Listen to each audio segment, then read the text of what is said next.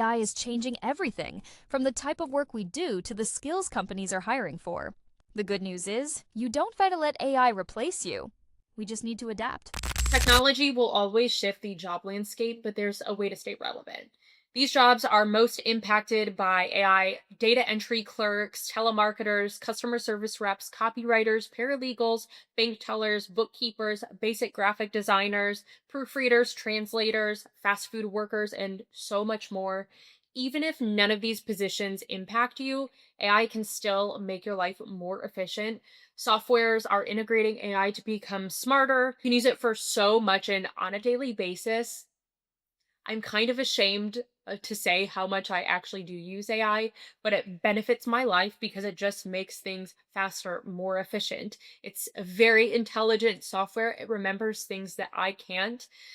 So I use it for things like recipes, building my workouts. You can use it for counseling, being a travel agent, price comparisons, so much more. It is truly like a personal assistant in your pocket. I think even now it can make reservations at restaurants and call businesses if you have certain questions. So it can do a lot for you and save you a lot of time. Let's talk about the cycle of innovation. Every decade or so, we see a disruption. Think printing press, social media. There is a ripple effect and it changes the landscape of almost everything. Jobs will phase out, but the good news is new jobs will be created, from typists to web developers, from copywriters to AI prompt writers. AI is just the next wave, and you don't have to let it disrupt absolutely everything. So, what's happening now with AI? You may have heard a lot of fear based headlines saying that AI is out to take your job. Goldman Sachs predicting that half of the jobs will be gone in a decade because of AI, but AI is automating things. It's not taking away everything. So some jobs that they are automating is copywriting, customer service, data entry, editing. But new job titles are going to be popping up because someone has to run the AI, someone has to run the machine.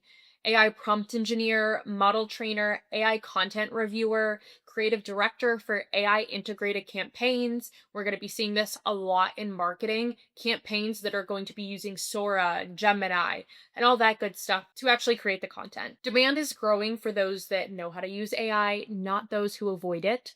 So the best way to learn how to use it is to actually use it. My suggestion is to download ChatGPT, Sora, Gemini, and just start feeding it prompts, asking it questions. Let it get to know your lifestyle and see how it can benefit you. Have it make your grocery list, recipes, whatever. Just start leaning into it so you can figure out how it works and how it can make your life more efficient. Learn how to use AI in your field and don't wait. So many people are taking classes, courses so they can dominate the field of AI.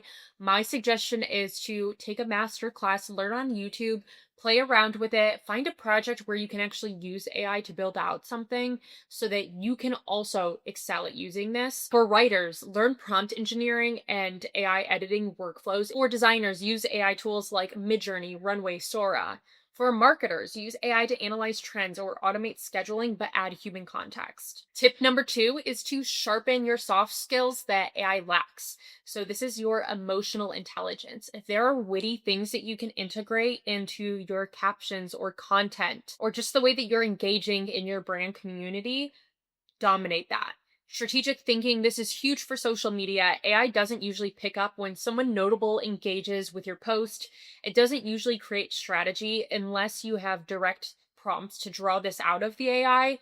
And it doesn't necessarily nail down strategy in terms of some posts not performing well, but picking out what did perform well, like if it got a lot of saves from a certain demographic or gains a lot of followers, or low views, but a lot of something else. It doesn't do well at really differentiating what a winning post did well and what a losing post did right. Like picking out those little things, it can't always do that. So you really have to look into this data to create a winning strategy. Creativity with cultural context. It's not going to know all of the cultural trends. Things that are buzzing on social media right now within the younger generation, it might not be able to pick all of that out. So it's going to be your job to be able to do that and do it really well. AI has come a long way with its communication and its personification, and really taking people's emotions and integrating that into their software,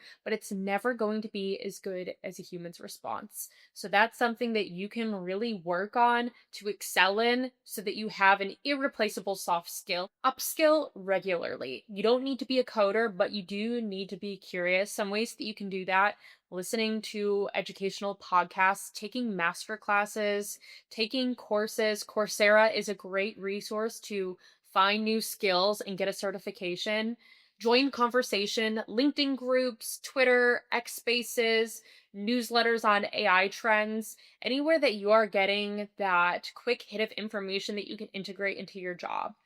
Show your adaptability. So, on your resume, social profile, in interviews, show how you've changed with the change in landscape and how you've actually used that to become better in your career. If you're a small business, let's talk about how you can use AI.